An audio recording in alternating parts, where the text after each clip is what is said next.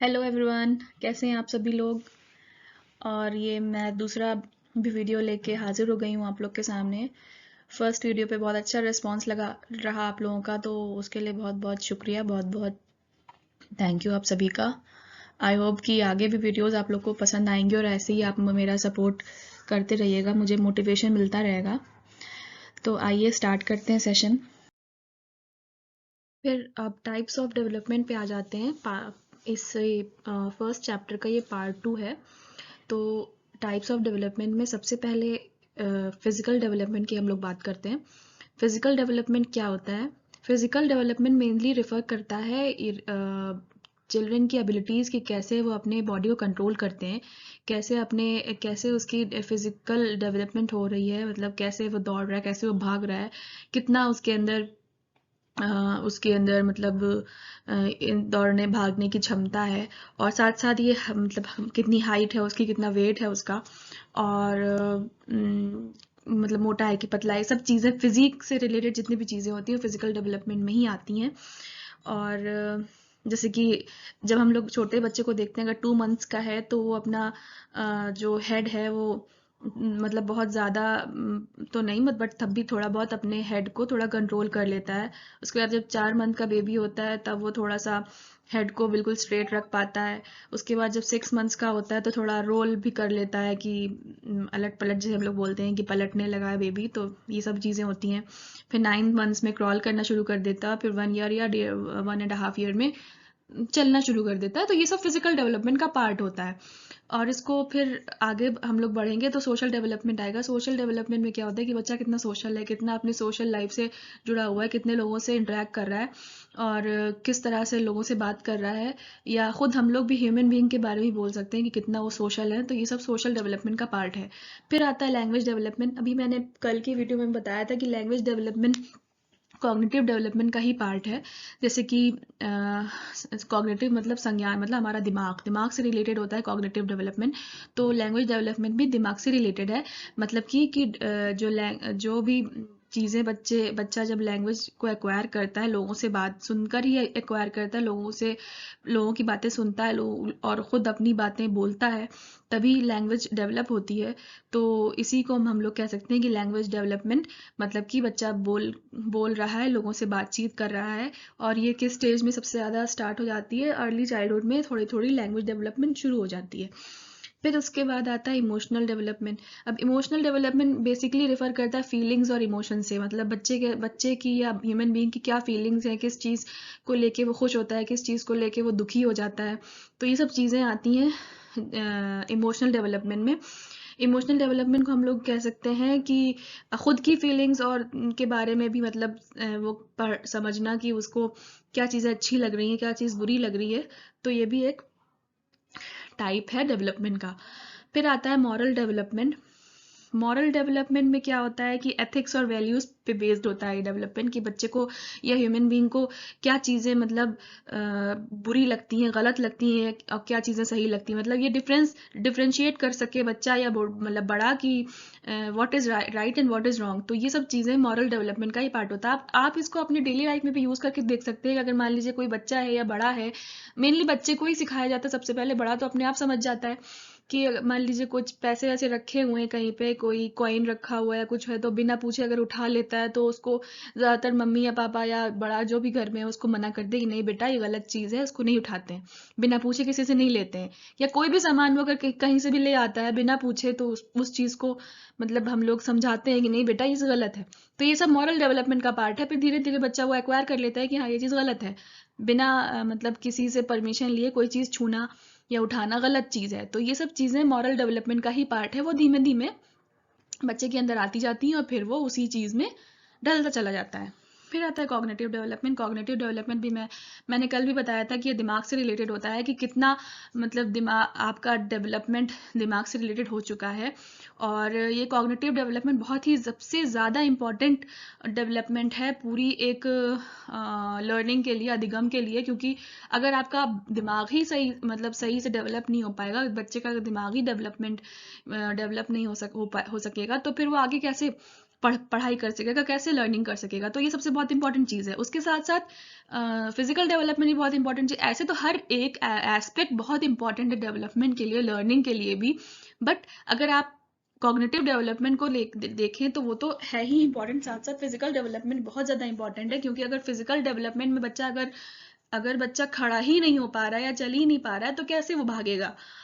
या अगर बच्चा मान लीजिए बच्चे की आईज वीक हैं और आप उसको पढ़ाना चाह रहे हैं कुछ, तो वो कैसे पढ़ेगा जब तक कि उसका आई चेकअप ना हो या उसका सही से इलाज ना हो, कि उसको चश्मा लगे या जो भी लगे, तभी वो पढ़ सकेगा सही से। तो ये सब चीज़ें एक तरह से बहुत ही इम्पॉर्टेंट एस्पेक्ट्स हैं और इन सब चीज़ों को पढ़ना ही बहुत ज़रूरी है, ताकि एज अ टीचर जब आप स्कूल में कहीं पढ़ाएंगे तब भी इन सब चीज़ों को भी देखना बहुत ज़रूरी है कि बच्चे के अंदर किस चीज़ की कमी है, जिस चीज़ को आप लोग ठीक कर सकते हैं, उसके लिए क्या क्या चीज़ें अप्लाई कर सकते हैं कि बच्चा उस चीज़ को रहते हुए भी अपनी लर्निंग को आगे चलाता रहे, पढ़ता रहे। फिर आता है डेवलपमेंट एंड लर्निंग। तो सबसे पहले हम लोग पढ़ लेते हैं लर्निंग क्या है। लर्निंग मतलब अधिगम। अधिगम का क्या मायना है कि permanent change in behaviour. Learning is a permanent change in behaviour, मतलब कि जब आप लर्न करते हैं, जब अधिगम करते हैं किसी चीज़ का, तो फिर आपके अंदर परमानेंटली चेंज आता है बिहेवियर में, उसी को लर्निंग बोलते हैं। अब लर्निंग इज द डेवलपमेंट और change in behaviour that comes from efforts and practice. मतलब जब आप किसी चीज़ को पढ़ रहे हैं, उसमें एफर्ट लगा रहे हैं, उसको प्रैक्टिस कर रहे हैं, तो उसी को हम लोग लर्निंग बोल सकते हैं। ठीक है। फिर क्या आता है, interaction of maturation and learning is important for development. यहाँ पे मैच्योरेशन का मतलब है कि आप कितना मैच्योर हैं, मतलब कितना बच्चा मैच्योर है। हेरिडिटी से रिलेटेड होता है मैच्योरेशन, मतलब कि उसकी फिजिकल जो चीज़ें हैं, मतलब फिजिकल, इमोशनल और सारी चीज़ें जितनी भी हैं, वो कितनी ज़्यादा मैच्योर्ड है, परिपक्व है। मैच्योरेशन का मतलब परिपक्वता। तो कितना वो मैच्योर्ड है ताकि वो लर्निंग कर सके। तो मैच्योरेशन और लर्निंग को जब इंटरेक्ट कर देते हैं, आपस में मिला देते हैं, तभी तो ये दोनों चीज़ें डेवलपमेंट के लिए इम्पॉर्टेंट है। तो हम लोग ये बोल सकते हैं कि डेवलपमेंट तभी हो सकता है जब लर्निंग तभी हो सकती है जब डेवलपमेंट सही से हो। और उसके लिए क्या चाहिए, इंटरेक्शन ऑफ मैच्योरेशन और लर्निंग, दोनों की चीज़ें ज़रूरी हैं ताकि डेवलपमेंट आगे हो। तो सबसे पहले अब इसमें factors affecting growth and development, मतलब कौन कौन से कारक हैं जो ग्रोथ और डेवलपमेंट को अफेक्ट करते हैं। तो दो तरह के कारक होते हैं, इंटरनल फैक्टर्स और एक्सटर्नल फैक्टर्स। अगर हम लोग पर्टिकुलरली देखें तो खाली दो तरह के फैक्टर्स हैं, मेनली दो तरह के फैक्टर्स हैं, इंटरनल और एक्सटर्नल। इंटरनल मतलब आंतरिक कारक और एक्सटर्नल मतलब बाह्य कारक या बाहरी कारक जो भी होते हैं। तो इंटरनल फैक्टर्स डिस्कस कर लेते हैं पहले हम लोग। इंटरनल फैक्टर्स में क्या आता है, हेरिडिटरी फैक्टर्स और बायोलॉजिकल फैक्टर्स और इमोशनल फैक्टर्स। अब ये हेरिडिटरी फैक्टर्स, अब हेरिडिटी का मतलब तो आप लोग जानते ही हैं, जो भी चीज़ें हम लोग अपने मदर फादर और एंसेस्टर से एक्वायर करते हैं वो हेरिडिटी के अंदर आती हैं। तो ट्रांसमिशन, जो भी फिजिकल कैरेक्टरिस्टिक्स का जो ट्रांसमिशन होता है पेरेंट्स से चिल्ड्रन के में, जैसे जीन्स का या जो भी क्रोमोसोम्स के थ्रू जितनी भी चीज़ें ट्रांसमिट होती हैं, उनको हेरिडिटी फैक्टर्स में रखा जाता है।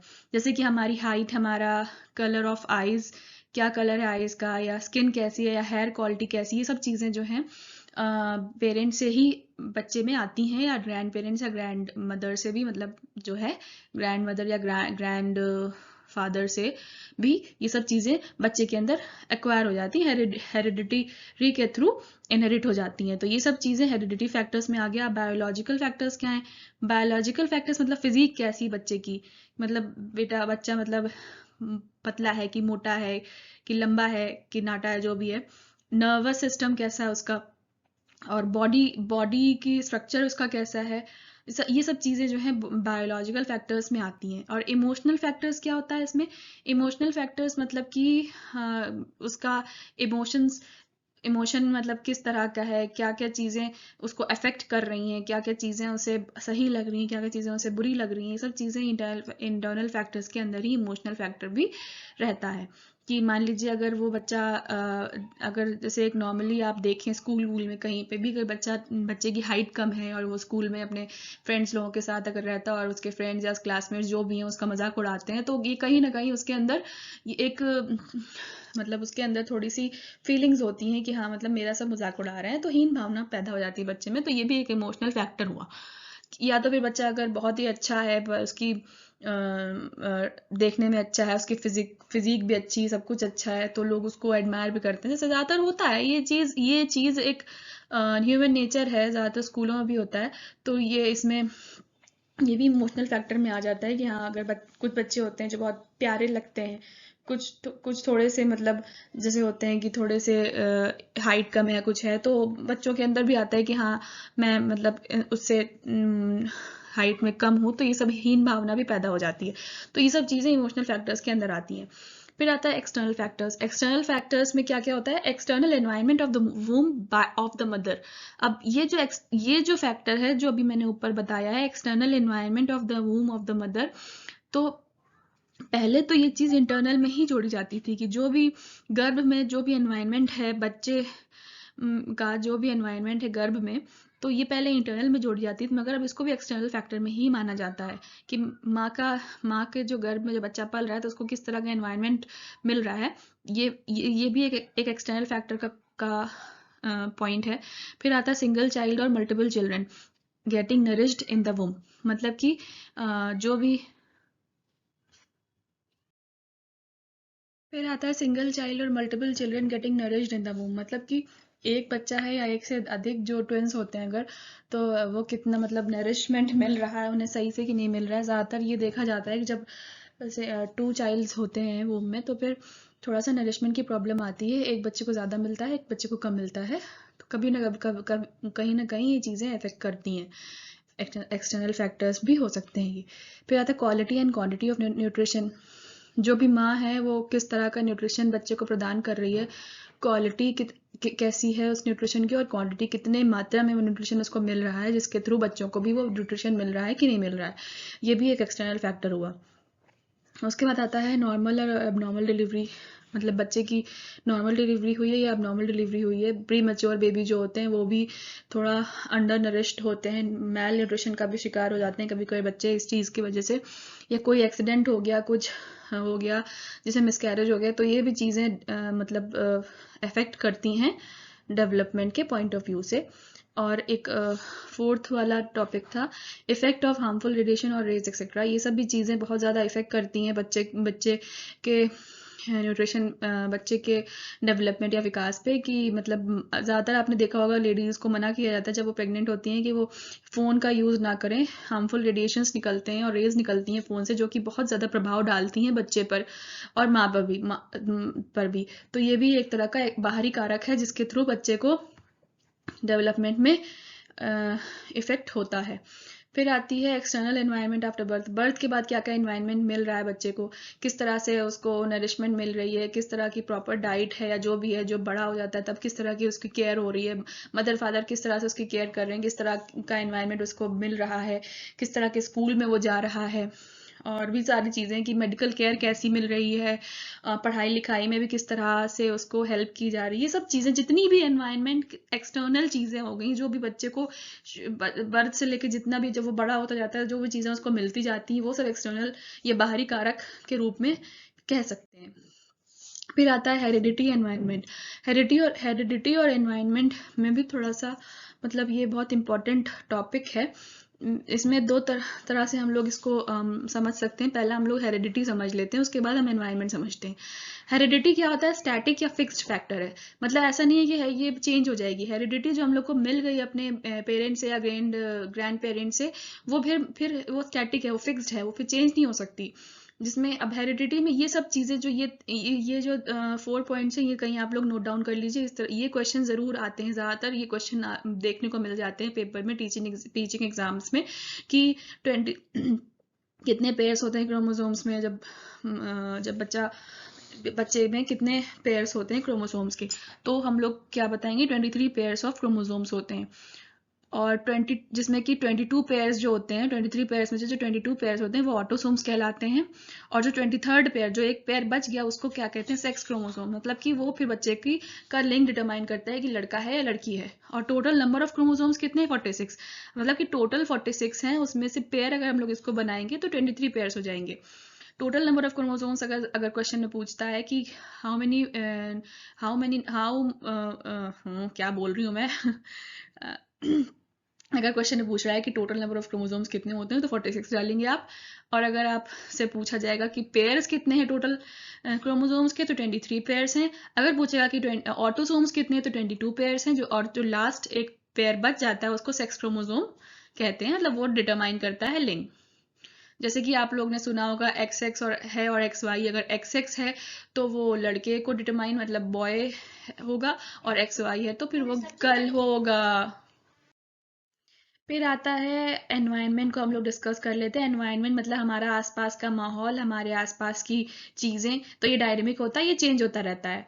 डायनेमिक का मतलब ये हुआ कि ये चेंज होता रहता है। अगर बच्चा पहले छोटा है तो उसका उस दूसरा से एनवायरनमेंट होगा, फिर वो बड़ा होगा तो उसका डिफरेंट तरह से एनवायरनमेंट होगा, स्कूल जाने लगेगा। फिर वो स्कूल जाने के बाद जब वो कॉलेज में आएगा तो वो कॉलेज वाला एनवायरनमेंट उसको प्राप्त होगा। तो ये सब चीज़ें डायनेमिक फैक्टर भी कह सकते हैं, क्योंकि एनवायरनमेंट चेंज होता जा रहा है। अगर आप ट्विंस को देख लेते हैं, अगर एक बच्चे को आप घर में रखते हैं और एक बच्चे को बाहर भेज देते हैं पढ़ने के लिए, तो उन दोनों के बिहेवियर में भी थोड़ा थोड़ा डिफरेंट होगा, क्योंकि उसको अलग अलग तरह का एनवायरनमेंट प्राप्त हुआ है। जो बच्चा घर में उसको अलग तरह का एनवायरनमेंट प्राप्त हुआ है, और जो बच्चा बाहर है, जो बच्चे को बाहर आपने भेजा है पढ़ने के लिए, उसको अलग तरह का एनवायरनमेंट प्राप्त हुआ है। तो ये भी एक तरह का डायनेमिक है, मतलब चेंज होता रहता है। और हेरिडिटी क्या है, स्टैटिक है या फिक्स्ड फैक्टर है। ठीक है, फिर अब हम लोग ट्विंस के भाई, ये लास्ट टॉपिक है आज के सेशन का, इसको थोड़ा सा हम लोग डिस्कस कर लेते हैं, क्योंकि इस में से भी क्वेश्चंस बनने को देखने को मिल जाते हैं पेपर में। ट्विंस क्या होते हैं? दो तरह के ट्विंस होते हैं, एक आइडेंटिकल ट्विंस होते हैं और एक फ्रैटर्नल ट्विंस होते हैं। आइडेंटिकल का मतलब क्या है? बिल्कुल एक जैसे, बिल्कुल ही मतलब एक तरह के ही दिखने में होते हैं। अगर वो लड़का है तो दोनों ट्विंस लड़के ही होंगे, या अगर लड़कियां हैं तो दोनों लड़कियां ही होंगी, आइडेंटिकल ट्विंस होंगी। अब वो उसमें क्या होता है, ये मोनोजाइगोटिक जाइकोट से मतलब बनते हैं। इसका मतलब क्या है, ये सिंगल जाइकोट से फर्टिलाइज होते हैं। मतलब एक जाइकोट से जो फर्टिलाइज होता है तो उसको आइडेंटिकल ट्विंस कहा जाएगा। और अगर टू डिफरेंट जाइकोट से अगर फर्टिलाइज होके बन रहे हैं तो फिर वो फ्रैटर्नल ट्विंस कहे जाएंगे। इनको डाई जाइगोटिक कहते हैं। डाई मतलब अगर ये डाई जाइगोटिक को तोड़ेंगे दो पार्ट में तो डाई, और जाइगोटिक मतलब डाई का मतलब टू, और जाइगोटिक मतलब जाइगोट्स। तो टू जाइकोट से जो बन रहे हैं वो फ्रैटर्नल ट्विंस, और जो वन जाइकोट से बन रहा है वो आइडेंटिकल ट्विंस। तो भाई ये हो गया आज का सेशन। अब मैं इसको यहाँ पे समाप्त करती हूँ।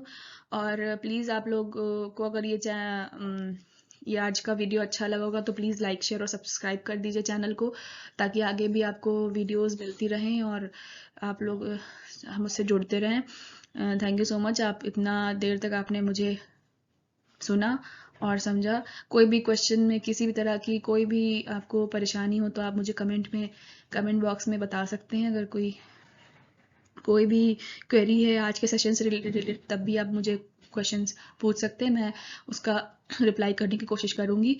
थैंक यू सो मच, आपका दिन शुभ हो। Bye bye, take care.